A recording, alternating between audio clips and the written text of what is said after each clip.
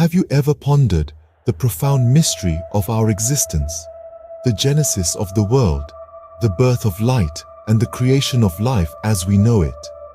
From where does our understanding of good and evil originate? These are questions that have puzzled philosophers, theologians, and seekers of truth for millennia. Let's delve into a tale that may help illuminate some of these profound mysteries. Picture, if you will, a lizard. A creature of the night, it emerges under the cover of darkness to feast on thousands of insects. Yet as the sun rises, this same creature retreats, seeking shelter behind the portraits of great men. What might this humble lizard teach us about our own nature? The tale of the lizard is a metaphor for the human condition. We, like the lizard, are creatures of light, brought into existence by the divine. All beings, all of nature, and indeed, the entire world, were created from this singular source of light. And it is from this light that we derive our capacity to discern between good and evil. Yet, much like the lizard, we often seek to hide our true nature. We consume, we take, we exploit, often under the cover of darkness. And when the light of day arrives, we retreat, hiding behind the images and ideals of those we perceive as greater than ourselves. To summarize, the creation of the world and all its creatures from a singular divine light is a profound mystery that invites deep contemplation. Our ability to distinguish between good and evil is a gift derived from this light. And yet, we must be wary of the lizard within us, the part of our nature that consumes and hides. The lizard metaphor serves as a powerful reminder of our intrinsic connection to the divine and to each other. It challenges us to rise above our base instincts, to live in the light, and to act with integrity and kindness. In the grand tapestry of existence, we are but threads woven together by the light of creation.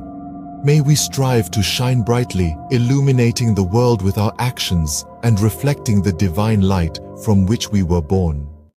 Isn't it ironic how a moneylender, who spends his days extracting the lifeblood from the poor, finds solace serving in temples, mosques, and gurudwaras? This is the paradox we're unraveling today, a tale of a moneylender and a humble couple, and the lessons we can draw from their lives. In a small town lived a moneylender, renowned for his ruthless dealings. Day in and day out, he'd squeeze the poor, showing no mercy, no compassion. Yet, as the sun began to set, the same man would transform, serving selflessly in places of worship. A puzzling duality, isn't it? On the other side of town, there was a couple living a life of simple means. Their home was open to everyone, rich or poor, beggar or king. They had a peculiar habit. They would lovingly clean the shoes of anyone who stepped into their humble abode. It didn't matter who owned the shoes. Each pair received the same care, the same respect. Intriguingly enough, even when the moneylender's servant visited the couple, they would clean his shoes with the same handkerchief they used for everyone else. The irony here is hard to miss. The moneylender, who had spent his day taking from the poor, was indirectly having his shoes cleaned by the same people he exploited. This tale of the moneylender and the couple brings to light some key points. First, no matter how much wealth you accumulate, it's your actions that define you. The moneylender, despite his riches, was not respected. His ruthless behavior overshadowed his wealth. On the contrary, the couple, with their humble means but generous hearts, were loved and respected by all. Second, irony is a powerful storyteller. The moneylender serving in places of worship after a day of ruthless dealings and his shoes being cleaned by the same people he exploits are instances of profound irony that speak volumes about his character. Lastly, the act of the couple cleaning everyone's shoes is a powerful symbol of humility and respect for all. It demonstrates that every individual, regardless of their social status, deserves respect. In conclusion, this story teaches us the importance of humility, respect for all, and the power of our actions in defining who we are.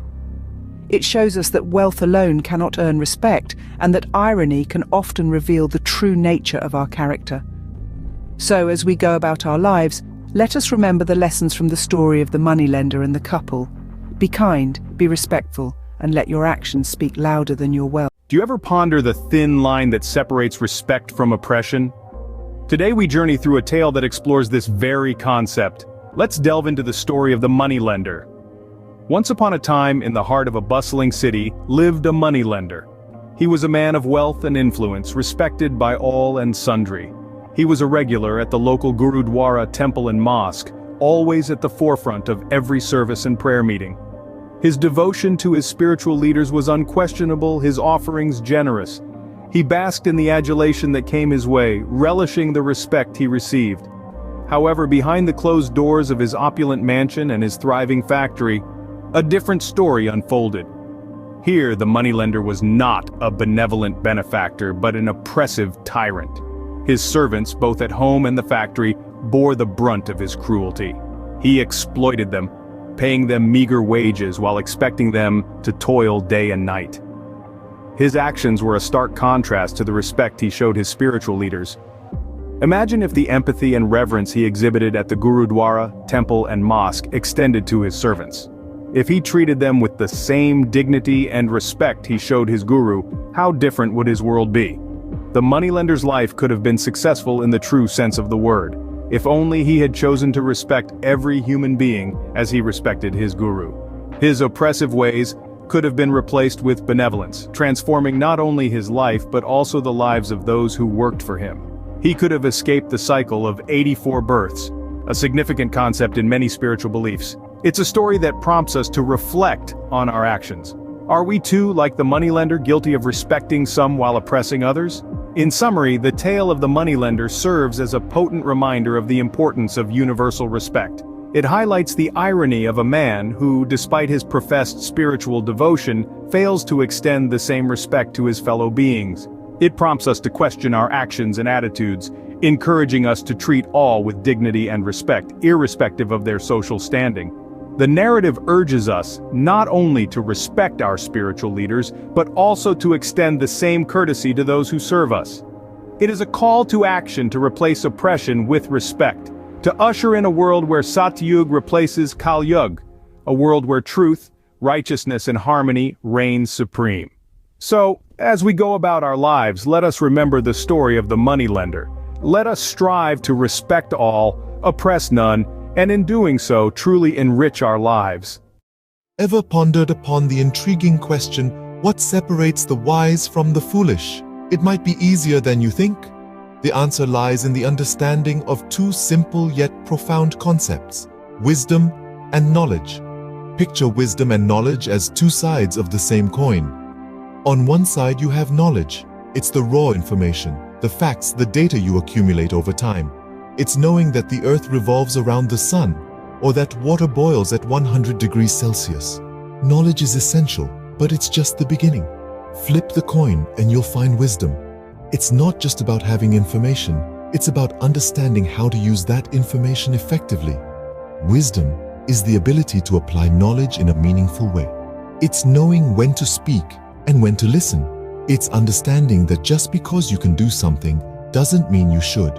Wisdom is the discernment of right from wrong and the ability to make sound judgments based on knowledge. Imagine knowledge as the ingredients of a recipe. You can have the best ingredients in the world, but without the wisdom or the know-how, your dish might just end up being an unpalatable mess. Wisdom is the chef that knows how to combine these ingredients to create a culinary masterpiece. But here's the thing, not everyone who has knowledge has wisdom. It's not an automatic upgrade. It's a conscious, deliberate process of learning and understanding. It's a journey, not a destination. And that's what separates the wise from the foolish. The wise understand that knowledge is just a stepping stone on the path to wisdom. So remember, only he is wise who understands knowledge. The rest, well, they're still figuring it out. If this video sparked a little introspection or made you see things in a new light, show some love by hitting that like button. And while you're at it, click on that subscribe button too. You wouldn't want to miss out on more enlightening content like this, would you? And why keep all this wisdom to yourself? Go ahead, share this video. You never know, you might just help someone on their journey towards wisdom. Remember, wisdom isn't a destination, it's a journey. So, embark on that journey today. And who knows, you might just find that you're wiser than you think.